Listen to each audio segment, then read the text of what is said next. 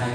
Thì hôm nay từ buổi hôm nay thì tôi thấy là có rất là nhiều đại diện đến từ các bảo tàng khác nhau. Trước khi giới thiệu thì tôi xin giới thiệu anh họa sĩ thạc sĩ Đỗ Việt, là phó giám đốc của bảo tàng mỹ thuật Việt Nam. Đơn vị là đăng cai món này. Người quan trọng nhất hôm nay đó là anh Roby1, chuyên gia về giáo dục kỹ thuật người Hà Lan, và vừa rồi là anh Roby1 đã tổ chức một cái tham gia điều phối một cái dự án với sự tham gia của các nghệ sĩ đương đại của Việt Nam và Hà Lan được tổ chức ở thành phố Hồ Chí Minh. Và vừa rồi anh tổ chức 2 buổi thuyết trình ở bảo tàng mỹ thuật, và vừa rồi là bảo tàng đại học mỹ thuật Việt Nam, được đón nhận rất là nồng nhiệt, có một lượng lớn từ sinh viên ngành mỹ thuật. Và chúng tôi nhận thấy đây là về nội dung hôm nay thì rất là hay, lấy cái trường hợp của các sưu tập mỹ thuật và tổ chức các chương trình giáo dục, thu hút cái sự tham gia học hỏi, tìm hiểu, tương tác với các hiện vật trong bảo tàng.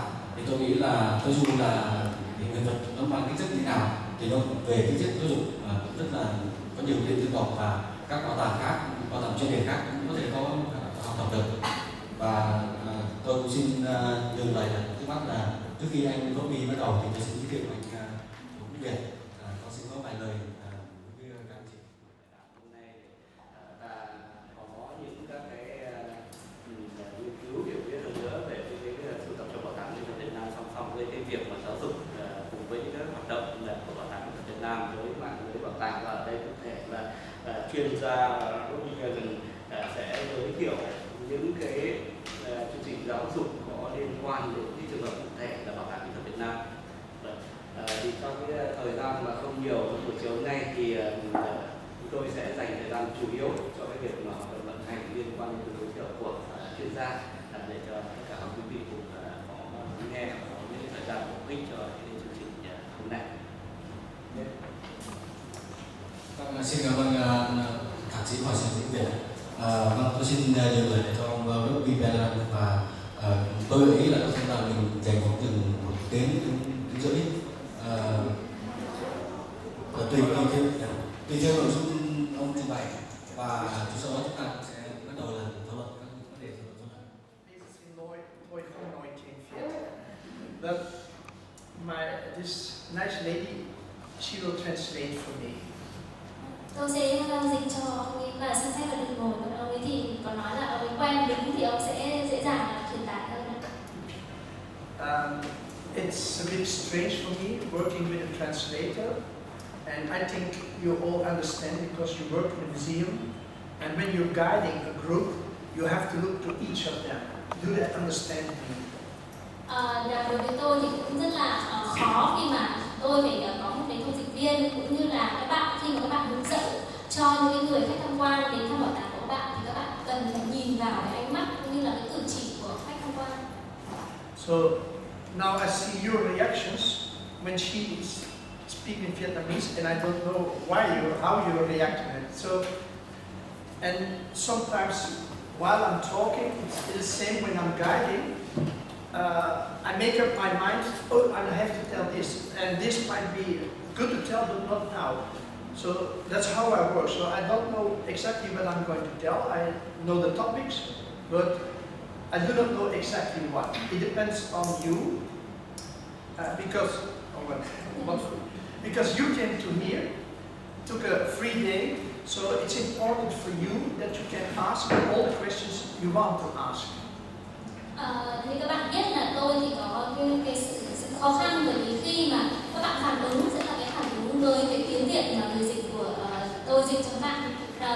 Tuy nhiên là tôi nghĩ cái cách làm việc của tôi và cái cách khi mà tôi nói thì tôi sẽ suy nghĩ ra là tôi phải nói cái gì, mặc dù là cái nội dung đến tôi sẽ nói thì không liên quan đến những cái chủ đề mà mọi người vừa nhắc tới. Tuy nhiên tôi sẽ phụ thuộc vào cái phản ứng của các bạn, và trong khi đó thì tôi sẽ có cái cách giới thiệu cái nội dung mà tôi nghĩ trong đầu. Thì có thể trong khi tập nói thì tôi cũng nảy sinh cái ý nghĩ này là tôi cần phải nói ra, hoặc là tôi có thể không nói cái điều đó, mà nói ra đấy là hoàn toàn là nó đấy là cái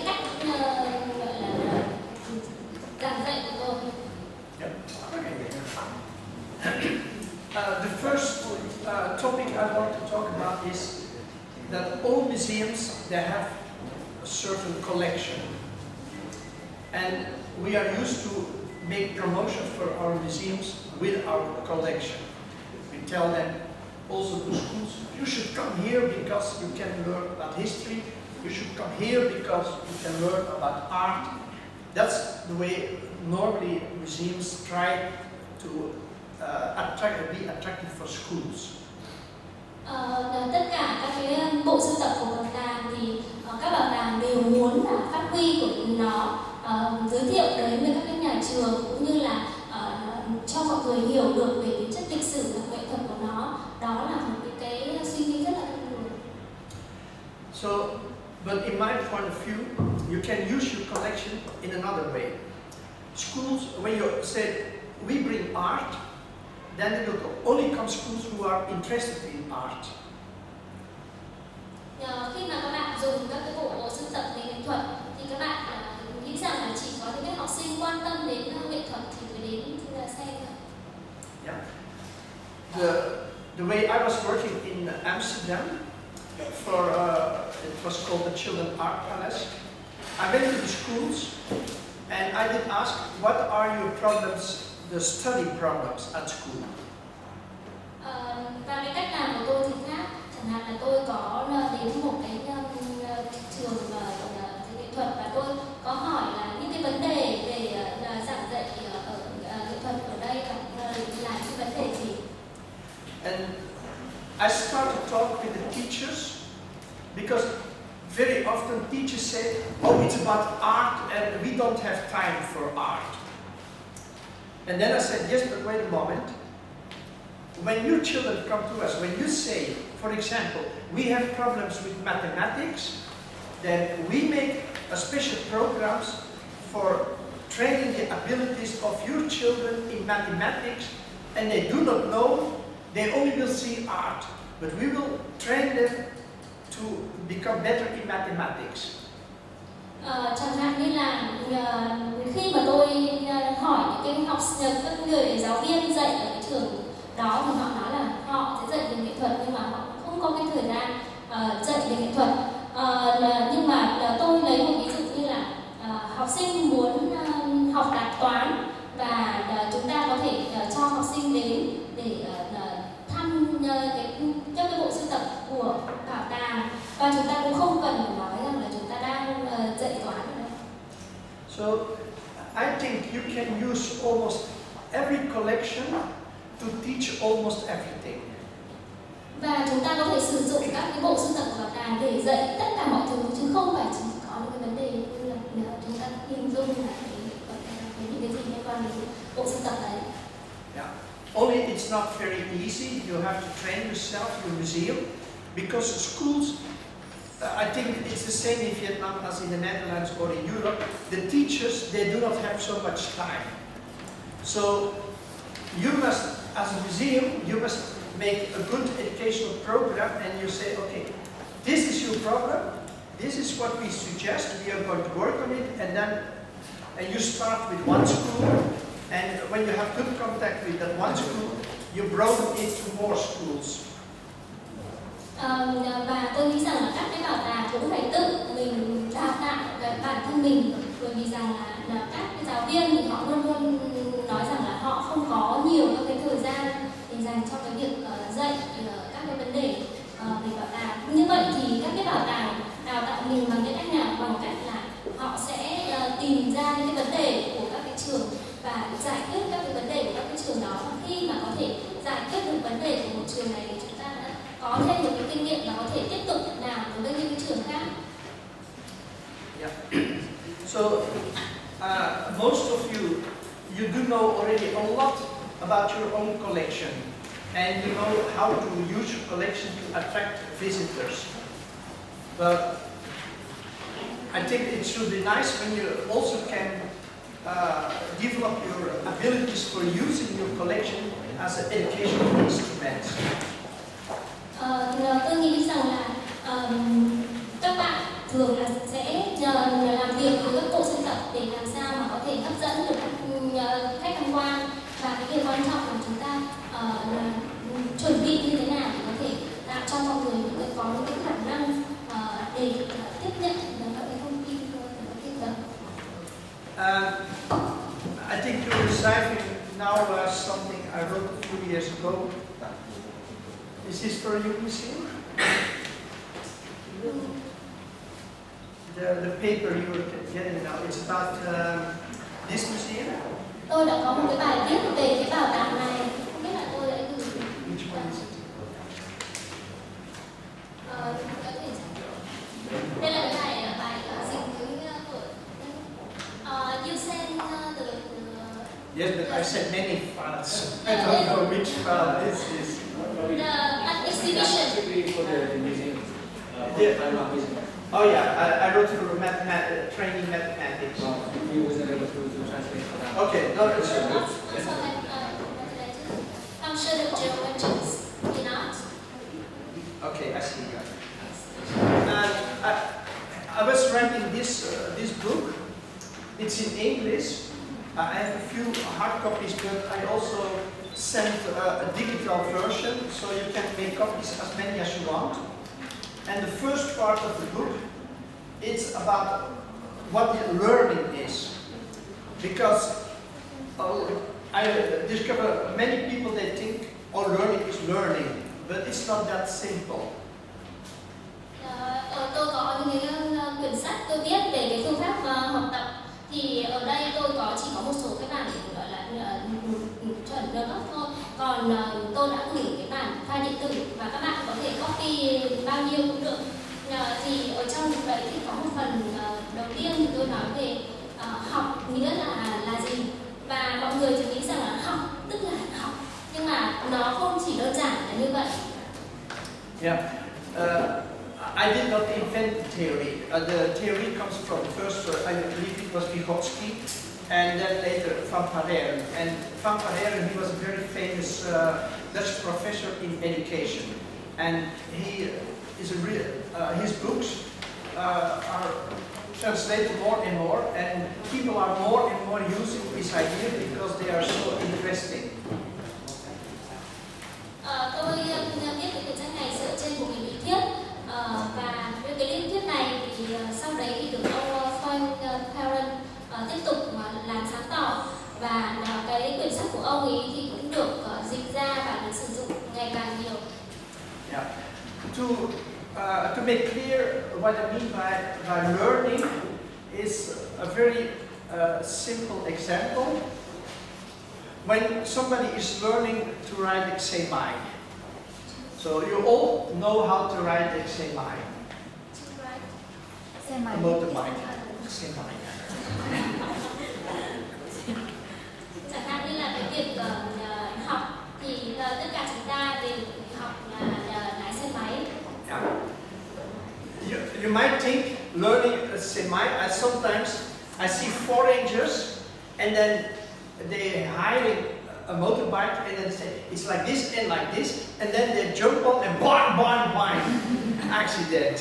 Và tôi nhìn thấy là một số cái người nước ngoài thì bắt đầu tập xe máy, khi họ thuê cái xe máy thì cái người cho thuê chỉ hướng dẫn là như thế này, và họ đã nhảy lên xe và họ đi luôn, và họ nổ máy và đi luôn, và như thế là cái tai nạn sẽ xảy ra. Yeah. So learning to ride a semi, it is not only to broom, broom, broom, it's also knowing the traffic, it's knowing the habits, it's also a dynamic process of the first time you ride in dry weather, tomorrow in wet weather, in another day in no weather.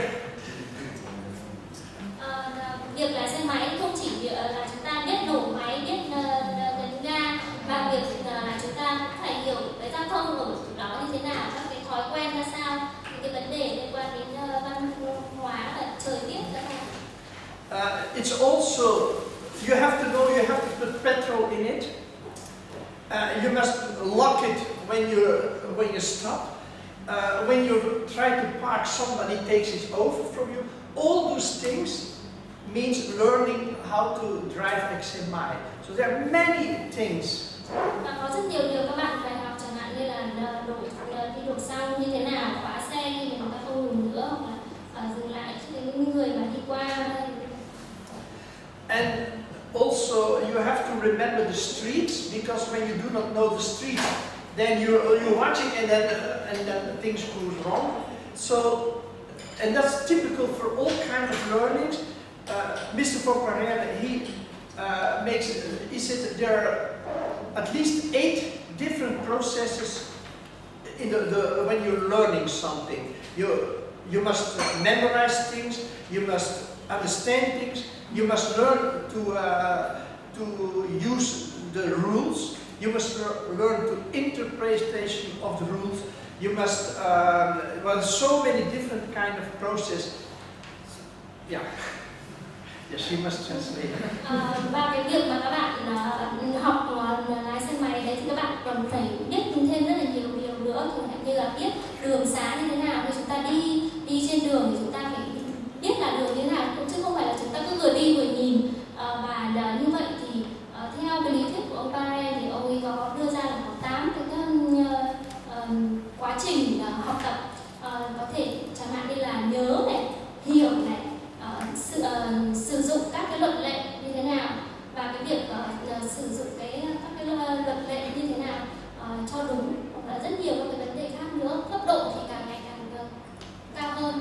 Yeah, and there is one strange thing. People always think that exercising is good for learning, but when you have a wrong way of doing something and you exercise, then you always become professional in doing it wrong. Và khi người ta đào tạo chúng ta thì người ta cũng bảo là luyện tập đi, càng nhiều càng tốt. Thế nhưng mà nếu mà chúng ta làm sai thì sao, và chúng ta cứ luyện tập cái sai đấy thì như thế nào? And the sad thing is that there is a lot of knowledge about learning and about how things work, but the way of teaching is sometimes that very old that it's so sad. Nhưng mà rất là buồn là có rất là nhiều các vấn đề liên quan đến những cái kiến thức để hiểu về cái việc học, nhưng mà những cái việc giảng dạy thì nó diễn ra vẫn theo một cái lối mòn rất là cũ. So I will give you one small example of my practical the things I myself had.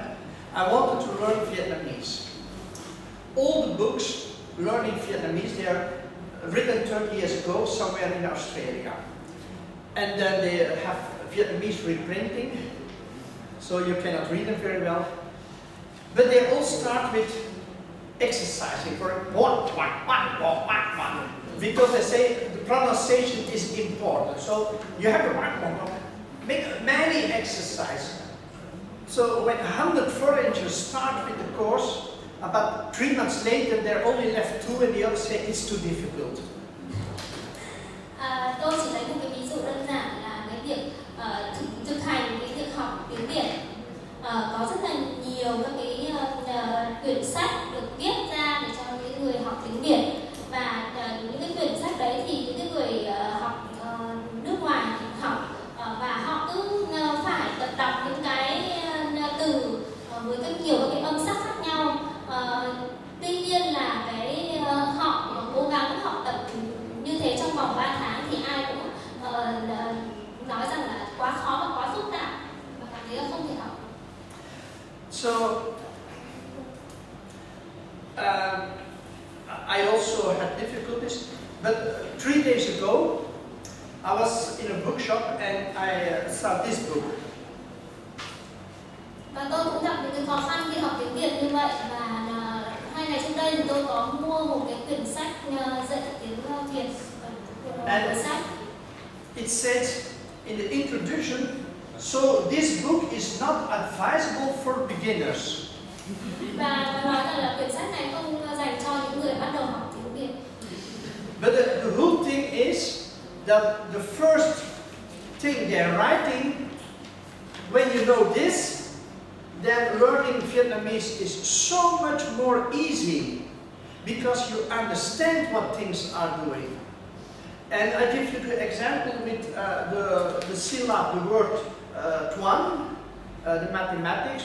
I still do not pronounce it well, but he said the first part is the onset, the T. Then the O, it's a gliding. You should not really accent it, it's a gliding. And then the A is the nucleus, the one with the sound. And at the end, the T, to the N, it's the coda. And you also have something, an abbreviation or something like that, and you go upstairs. In Europe, oh yeah. Và nói rằng là không phải cho người mới học tiếng Việt. Tuy nhiên ở trong ngay cái trang đầu tiên của quyển sách thì đã giải thích những cái điều mà rất là quan trọng cho những người học tiếng Việt. Chẳng hạn như tôi lấy ví dụ cái từ khoảng mà người Việt Nam tiếng Việt thì khi mà người nước ngoài phát âm thì thường nói là wow. Nhưng mà trong cái quyển sách này họ có giải thích là cái từ O phải được biến đi và cái từ A sẽ là cái từ quan trọng nhất ở đây. Thì cái người nước ngoài nếu mà hiểu được cái quy luật này thì sẽ học rất là nhanh, hiểu rất là nhanh. So European people, we are used to read to like to because that's how we read words. To we always see two of them, and we cannot see like one. And we can exercise it 100 times. After 100 times, we still see it as to because it's an automatism in our brains. So we first have to change the automatism in our brains, and you can only change it by explaining. And when I was reading, it's only 2 days ago, it's a glide. Then I thought, oh, it's like a dambao. A dambao, you have something like, it's the same. It's a glide, it's a dambao, it's beautiful. Và khi mà đối với cả người phương Tây, khi mà học và đọc cái chữ khoảng thì bao giờ người ta cũng tách thành hai bạn kho quang, tức là cái và dù cho họ có luyện tập mà hàng trăm lần đi thì họ vẫn như thế, bởi vì họ đã có một cái tự động hóa ở trong đầu rồi. Do đó là khi mà có cái giải thích này rằng là hai cái từ đấy nó sẽ phải biến cả với nhau như là một cái tiếng đàn đầu thì khi đó thì nó sẽ thật là tuyệt vời, thật là đẹp. So thay đổi cái sự động trong it's very often with the learning process when you know that people when they getting older they make a lot of automatisms, and when you want to learn something new you have to understand the automatism, and when you do not consider them then you're exercising something without a result. Và khi mà chúng ta càng nhiều tuổi hơn, chúng ta đã học được rất nhiều các cái chương trình và những cái tự động hóa ở trong đầu rồi, thì đối với việc bắt đầu học một cái mới chúng ta lại hiểu và tìm hiểu một cái chương trình mới cũng như là một cái cách tự động mới. So when you are talking to schools and they say in our school children they cannot make good plannings, then for you museum it's interesting because you can develop some kind of workshops or even guiding or other activities where the children have to plan, because when they do not plan well, it's going wrong. So tôi đã đến những cái trường học và họ có phàn nàn là cái việc dạy cho học sinh cách mà đặt kế hoạch như thế nào cho tốt cũng rất là khó. Tôi nghĩ là nó cũng như là cái công việc của bảo tàng, tức là các bạn phải phát triển một cái chương trình hoặc là chuẩn bị cho một cái buổi tọa đàm hay là chuẩn bị cho một cái hoạt động thì đều phải lên kế hoạch. So when you have a good contact with the teachers, and the teachers they know they're coming to the museum, and at the museum the children are going to do some very funny, nice things, but they don't know the children. They don't know they are making exercises in making plans. So they do it in the right following. First this, then that. And that's what you can do with your museum collection. And each collection can do that. And then for the teachers, they say, wow, this is interesting. Because when they're back at school, then we can say, oh, but at the museum you did the same like this. Children also say, oh, he did at the museum already like that. And then we found out. And that's a cooperation with schools is very interesting because then the schools they will love to come to your museum. Và như vậy thì khi mà chúng ta có những cái mối quan hệ rất tốt với các giáo viên ở các cái trường này thì chúng ta sẽ có thể tổ chức được những cái hoạt động rất là hay mà sẽ không cho cái học sinh cái cảm giác là đang học, chẳng hạn như là về cái lên kế hoạch cho một công việc gì thực tập, và khi đó khi chúng ta đưa các học sinh đến và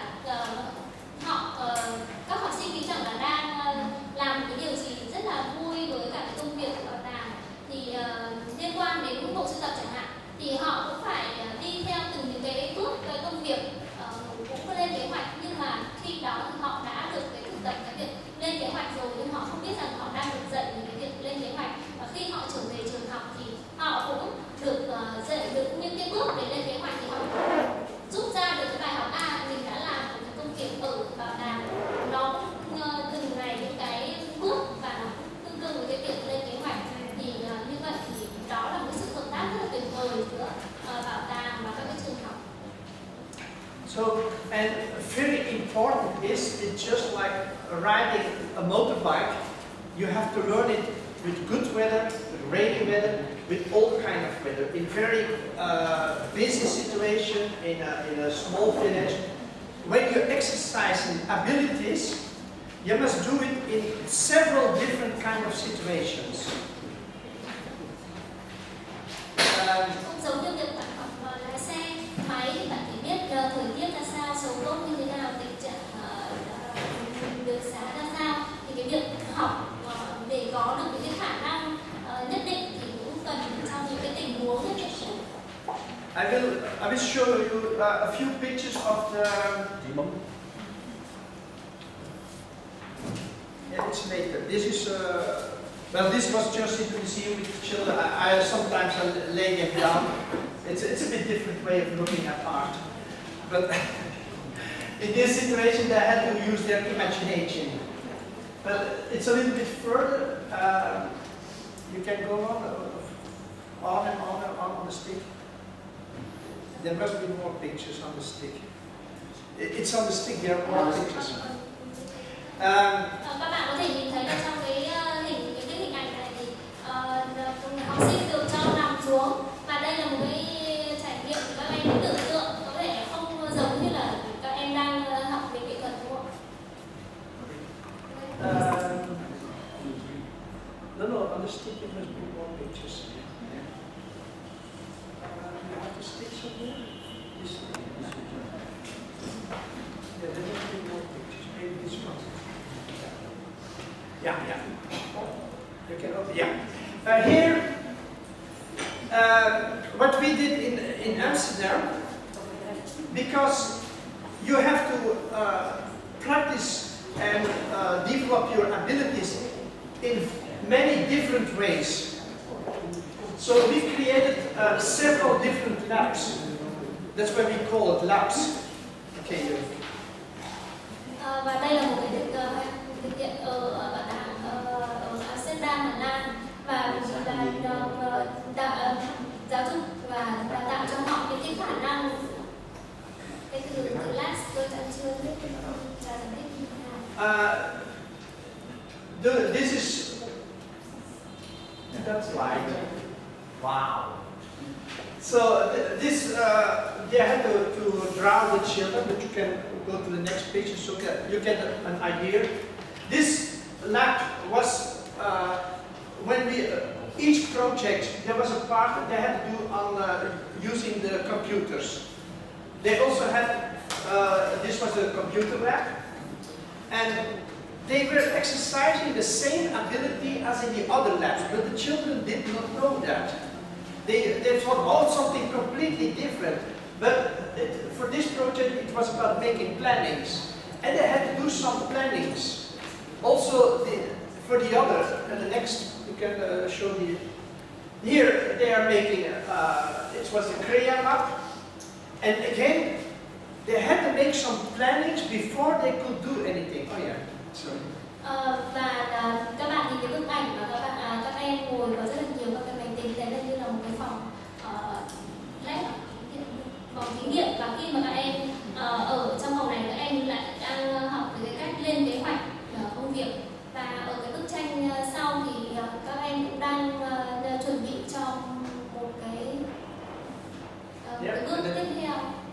next lab. cũng là một cái phòng This thí nghiệm. was the cooking lab. And again, they had to make some cookings and also they had to make some plannings. So, once more, for the children, it's a complete other project. But for the learning, it's exactly the same. They're just making exercise, they're developing their abilities of making plannings. Và đây cũng là một cái phòng thí nghiệm về cái việc nấu nướng. Và các cái trải nghiệm ở đây thì cũng tạo cho các em có được những cái khả năng lên kế hoạch. And the next, this was the techno lab. They could make all kind of things, also chemistry. And once more, they did some nice things, but it was to exercise the planning ability. Và ở đây là các em có thể làm liên quan đến hóa học cũng như là rất là nhiều thứ khác, nhưng mà cuối cùng cũng vẫn liên quan đến cái bài học về lên kế hoạch. And the next, it's also this was they had to tell. I think they had to tell to each other without seeing each other. It's time ago we did it. But this was another lab for getting back what you have done. Đây là một cái bài tập mà các em ấy tức là nhớ lại, hồi tưởng lại Yeah, những việc here, đã làm. they had to tell what they have been doing in the different labs. And there's another one. Những cái điều mà các em đã được trải nghiệm ở trong những cái phòng lab khác nhau. Yeah, this was a theater. We also had a theater, and once again, they had to make. They did a show, but it was again to exercise the ability of planning. So, and it was very funny. Biểu diễn thì các em đi trong cái quá trình này, các em cũng vẫn phải luyện tập cái khả năng lên kế hoạch của mình. And the next one is, yeah, they also made a movie for. We had our own channel, and once more, planning. But as I said, for the children, they did one day all the different labs. And for the children, it was, wow, exciting. Every time something else. But after one day, they were so good in making plannings. Và đây cũng là một cái hoạt động khác của các em khi các em làm các cái phim cho một cái kênh truyền hình. Và khi mà các em đi cả một cái ngày, các em đi trải qua rất là nhiều các hoạt động ở trong các cái phòng thực tế khác nhau, thì các em vẫn là để luyện được những cái khả năng liên quan đến lên kế hoạch thôi. And what is very important in the whole project was all the teachers or the guide, the one who guided, when somebody asks something, they always give an answer or asking, so the children has to explain their planning. So when they ask something, where is this for? Then the teacher asks, oh, what do you think? What should we do first? Or what should we do then? And what should... So all the whole day, every question of the teachers were about planning and the aspects of planning. So it was the whole day really planning, clear planning, hidden planning, every plan. Và các bạn có thể nhìn thấy những cái người hướng dẫn cũng như là các cái giáo viên ở đây, thì khi mà các em có những cái thắc mắc đối với các cái giáo viên thì họ chính là những cái người đặt những cái câu hỏi để gợi mở cho các em, để các em có thể giải thích và nói lên những cái ý tưởng của mình cho những kế hoạch đấy từng cấp độ, và những cái kế hoạch rõ ràng, những cái kế hoạch vẫn còn đang rất là mông lung. So this group of children, they were living in a neighborhood with many parents with only one parent, and the children had a very wild life. It's near Amsterdam, and there was a lot of violence. That's why they asked us to do this kind of project. And one of the things was the children did not know what to do on a day.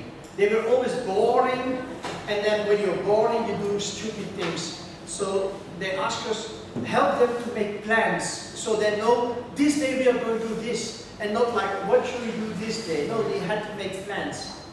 But what you explain about the children is the neighborhood with Yeah, it's called Bijlmer, Amsterdam, and it is very well known because of the violence there. There are many shootings and killings.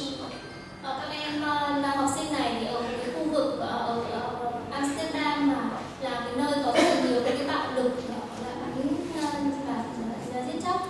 Do đó là khi mà cái dự án này là cho các em đến đây một cái buổi là làm việc như thế này thì các em cảm thấy là các em không là những cái người có vô công rồi nghề được, em luôn luôn có những cái hoạt động thì các em sẽ không có những cái trò phá. Và các em có thể lên được những cái kế hoạch cho mình, các em học để lên những kế hoạch cho mình. Yeah, it was very dangerous to work there, but they asked me because I'm old, so. Đây là một cái con phố mà rất là nguy hiểm và họ cũng đã yêu cầu tôi là đến để đào tạo, tôi đã quá già. When I wouldn't survive, it was not such a big problem. Và nếu mà tôi có bị bắn thì cũng chẳng có vấn đề gì. So, well, this is what an example of in extreme of how you can use art projects to help and to work together with schools. In a museum, of course, it's a bit different, but the museums I have seen, they also can do all these different kind of things. You have to use your imagination. Và đây cũng là một cái ví dụ để cho các bạn có thể liên hệ tới cái công việc của mình khi mà sử dụng nghệ thuật trong cái việc là giáo dục như thế nào và sử dụng các cái bộ sưu tập cũng như những cái có ở trong bảo tàng để tạo nên những cái đào tạo. And it's very nice. After 1 year, we saw the children. They came often to our institute, and we saw them changing because they had some ideas of what they can do, and not only because this, but because they were making a movie, and then they said, "Wow, we can do something." So that's so important. Và sau một năm khi mà triển lại của cái dự án này triển lại thì các em đã có được những cái kế hoạch, tức là cái suy nghĩ trong mình, chẳng hạn như bây giờ các em biết được là làm phim là như thế nào rồi thì các em đã nghĩ đến cái việc làm phim chứ không nghĩ ra những cái trò gây rối nữa. Okay, for our exhibition in Ho Chi Minh City, I made a guiding, and I only have, in fact, 1 or 2 topics. I hope I can do that. And one is that I want to help people to understand the difference between painting something as it looks and to paint something what it is. You can. Đối với cả bảo tàng Hồ Chí Minh thì tôi có 2 cái sự hướng dẫn cho họ, đó là dạy cho họ là cái sự khác nhau giữa cái việc là vẽ những cái or paint what? Yeah, what it looks like. Những cái bức tranh what it is. Nhìn thấy như thế nào và bức tranh đó là cái gì, chính nó. It is based on the lessons of Johannes Itten. He was teacher at Bauhaus where you had Kandinsky and Klee and the others. Đó là những cái bài học ở trên cái lý thuyết của ông Itten. And cái người giảng viên có rất là nhiều. I will do a small performance with one of my trainees. She's Vietnamese, and we did work together several times, so we can work in 2 languages, or 3, Dutch, English, Vietnamese. And the story is very simple. Johannes Itten had a lot of big students, and he asked to paint a scale with lemons. Và tôi có một cái ví dụ đối với cả cái người giảng viên này, người giảng viên mà có thể gọi là nói chuyện với tôi lúc tiếng Việt thì tiếng Hà Lan, thì ông ấy có một cái yêu cầu đối với các sinh viên là hãy vẽ một cái quả chanh. So, yeah, chanh. It's lemon. Yeah. So they were all drawing very, very beautiful. And then he says, somebody's coming and he doesn't know anything about what a lemon is. You can compare it with durian. When foreigners come here to see and they do not know what durian is, they are very surprised. It's delicious. But in that time, it's 100 years ago, lemon was not very common in Europe. So he said, when the people see, they say, what is it? What is it? Yes, yellow, but what is it? Và các cái sinh viên thì nhanh chóng vẽ những cái quả tranh rất là đẹp. Và ông ấy có nói là nếu mà những cái người cách đây hàng trăm năm thì họ chưa biết cái quả tranh đó là gì, và họ bây giờ thì có thể họ có thể nhận biết và so sánh được là quả tranh và quả sầu riêng nó như thế nào rồi. Nhưng mà nếu mà họ không biết cái quả tranh nó hình thù như thế nào thì liệu rằng xem cái bức tranh này họ có biết đấy là quả tranh không? And then he said to them, now you must paint a lemon what it is. And then they say, eh? Which was very good because they had the mouth wide open, eh? And he took the lemon, cut them in two, give them all half a lemon, and then he said, that's what I want to see on the painting. When I see that painting and they say, then you have painted a lemon what it is. Và khi mà ông ấy nói là bây giờ tôi muốn các bạn vẽ một quả tranh mà đúng với cái tính chất của nó, thì các sinh viên cảm thấy rất là khó và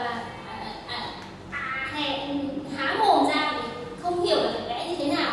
Thì ngay lập tức ông cắt cái quả tranh và dí vào mồm của các sinh viên, và các sinh viên bỗng dưng là thấy nhăn nhó vì chua, quá chua. Và ông nói là đấy, chính xác là như vậy, là tôi muốn các bạn vẽ được cái điều như vậy về cái quả tranh. Yeah, so this is what we are going to do at the reception. The director and the consul, they were thinking it will be very formal reception with artists and with all the things. I said, no, you can welcome people and then we start to do our act. And we will do it not by telling, but we will do it. We will take some lemons, cut them in two, give them, and then they will, because the actors don't know this, that they get their lemon inside their mouth.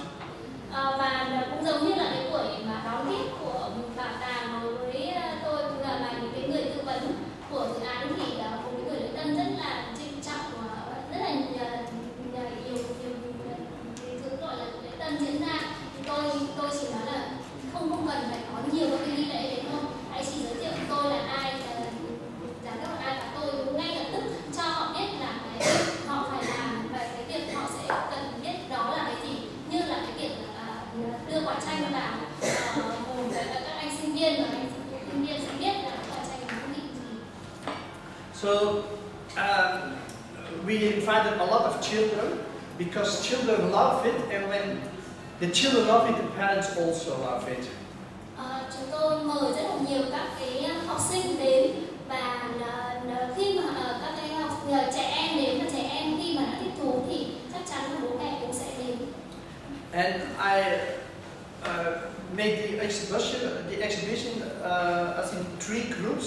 One with all abstract paintings and abstract work, the other with figurative work, and the third group with more expressive, like what it is. Và trong chúng tôi tổ chức cái trưng bày thành 3 nhóm, một cái nhóm các cái tranh mang tính trừu tượng, một cái nhóm tranh mang tính tượng hình, và một cái nhóm tranh mang tính biểu cảm. But when I go with the children, I will tell the children that art, it is, well, the most, as far as I know, the most important for Vietnamese people is family. So when they want to like art, they should consider art as their family. And then I will walk around and ask them, which painting would you like to have as your family? Theo tôi hiểu với cả văn hóa Việt Nam thì gia đình là một điều rất là quan trọng. Do đó thì cái nghệ thuật cũng phải được coi như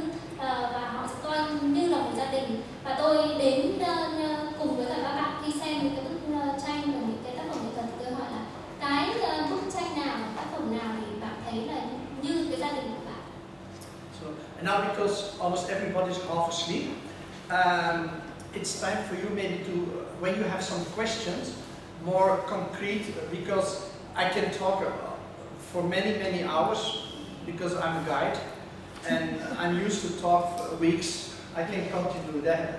There's no battery in me. But you're coming here, and I think your own museum has maybe some things they like to know, so I hope you can ask me many questions and we can be more concrete for your situation. Và tôi nghĩ rằng là hình như là có một số bạn cũng đang buồn ngủ thì phải, nên là tôi nghĩ là tôi thì tôi có rất là nhiều năng lượng và tôi có thể nói cả một ngày cả tuần và rất là nhiều, vì tôi là cái người hướng dẫn mà. Do đó là tôi nghĩ rằng đối với các bạn là những người làm việc sẽ có những cái câu hỏi cụ thể, và những cái câu hỏi cụ thể đấy có thể là đặt cho tôi và tôi sẽ giúp các bạn hơn. Yeah. Who has some questions? Or which topic would you like to talk about? Các bạn nào có câu hỏi hay là những cái chủ đề nào mà các bạn thích?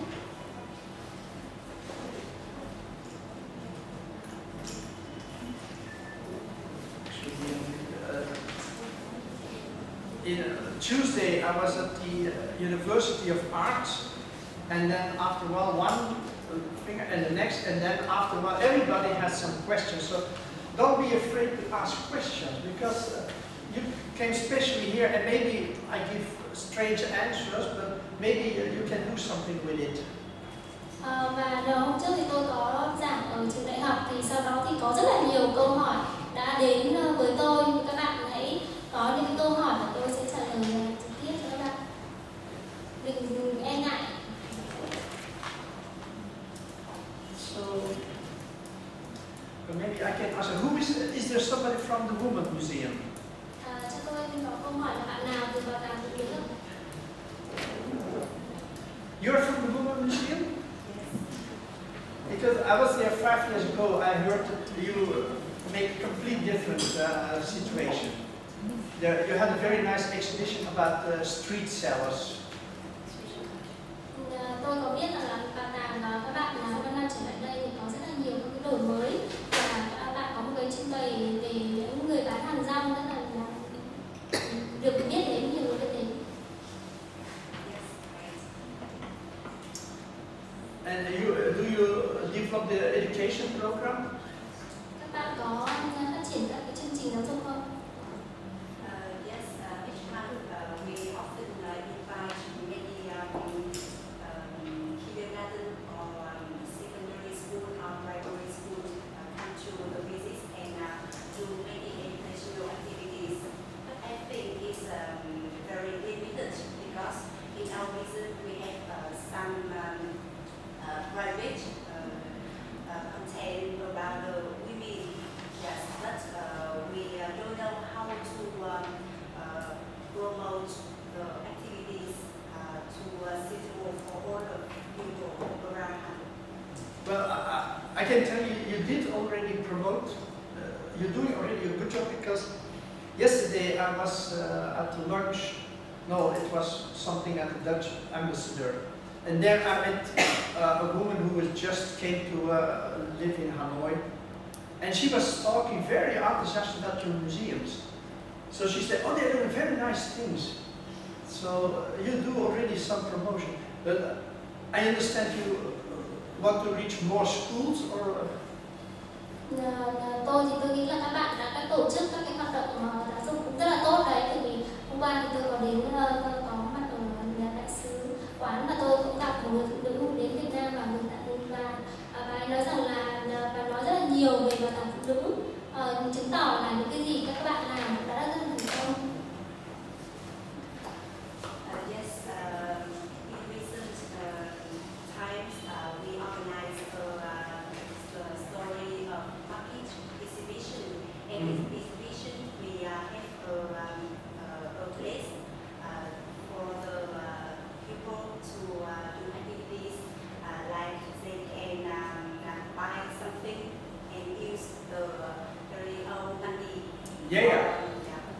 Can I ask you, when you invite schools, what do you send them before they come to your museum? Yes, we have to do the content of activities and give them the text. Bạn ấy có nói là bạn ấy ở trong cái trưng bày về chợ thì là bảo tàng cũng có tổ chức một số các cái hoạt động chẳng hạn như là cho người mua bán hàng và dùng các cái tiền cổ họ tiền cổ đúng không ạ? Thế thì ông có nói là thế thì đối với các trẻ em khi đến trưng bày thì họ có được những cái thông tin gì trước khi đến không, thì bạn có trả lời là có một số các cái thông tin về nội dung của các hoạt động nó là gì?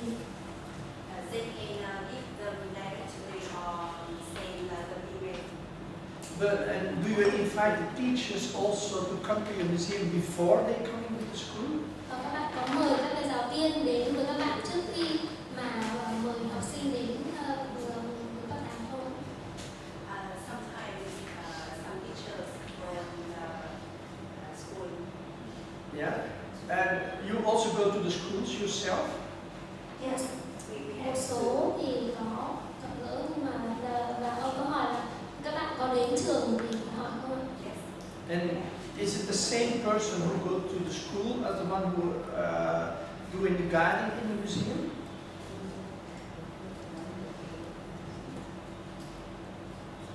So, because sometimes when you go to school, you make contact with the children, and when the children come to your museum and they see the same person, they feel at home and they feel more free to. Và khi các bạn đi đến trường thì và để làm quen với các học sinh thì có phải là, và sau đó là các em học sinh đến thì cũng chỉ là những cái người đó tiếp đón không? Bởi vì như vậy thì sẽ tạo ra một cái không khí thân mật và quen như là ở nhà của các em học sinh hơn. And maybe for all the museums, is there a platform, maybe what you do with that all the museums, their programs and their contacts with school are coordinated, so everybody knows from each other what they're doing, so they won't disturb each other, or they can sometimes exchange their experience. Is that happening already? Theo những cái nền tảng của mà tôi hiểu thì các bảo tàng thì các bảo tàng có cái chương trình, và liệu rằng là các cái trường có đến tức là ở những cái thời điểm lẫn vào nhau không bạn? Họ có các cái trường có cái sự trao đổi với nhau không? Yes, according to Vietnamese Buddhism, we have two types of exhibition. The exhibition in the museum, we invite the school come to museum, or we bring our exhibition. Yeah, the traveling exhibition. Yeah. Yes. Yeah. And now we have exhibition in the children in the world, and we organize in many schools around. Yeah. And when you, because many topics, they're also very I think you work together with different organizations who are also working with the same topic. In the museum, we do many activities. Yeah. Các bạn làm các cái chương trình với cả những cái tổ chức khác nhau, hay là các bạn làm một cái chủ đề? What topic with different? Well, for example, I see every day in the you have a Vietnam news magazine, something like that, and every day there is an advertorial about child abuse. So they're asking, look, the children not selling things, all those things. I think it's a very interesting topic for. There are many organizations working on that. Bởi vì là chẳng hạn như là một cái chủ đề mà ở trên các cái báo chí hay nói đó là lợi dụng trẻ em, chẳng hạn như trẻ em bán các cái đồ, những cái phải từ bé đã phải đi bán hàng, thì liệu rằng là với một cái chủ đề đấy thì có phải là bạn làm việc với nhiều các cái tổ chức liên quan tâm đến cái chủ đề đó không?